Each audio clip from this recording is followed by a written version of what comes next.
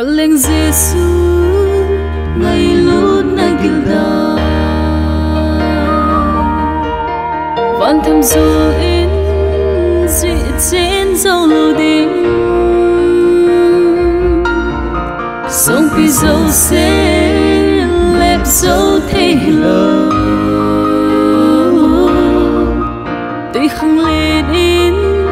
xốp dâu lô đinh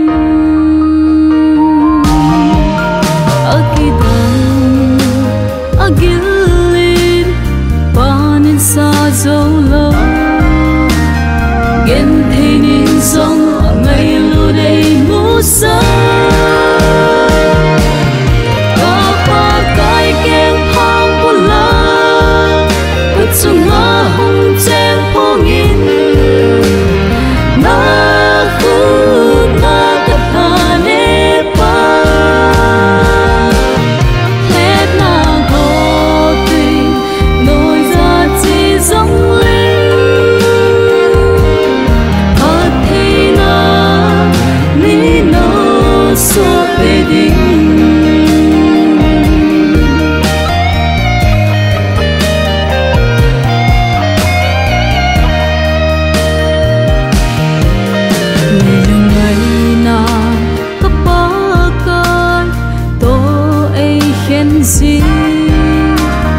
gong hơi ta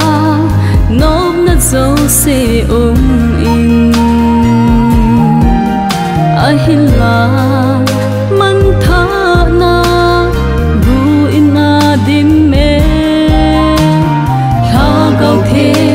na ha na ka zona pa kai kem hang pula kutunga hong chen pongin na khu na kapane pa hết na có tình nỗi ra chỉ giống lên thật thì na ni no so te ding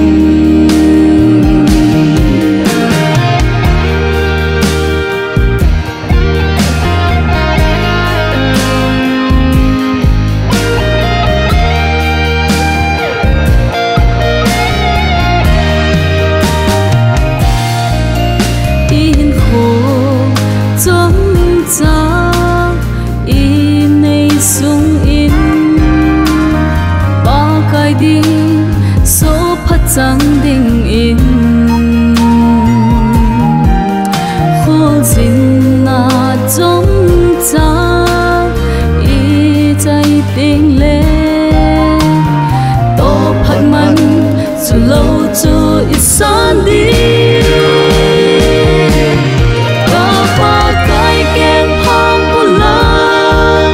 kutunga hong chen pongin na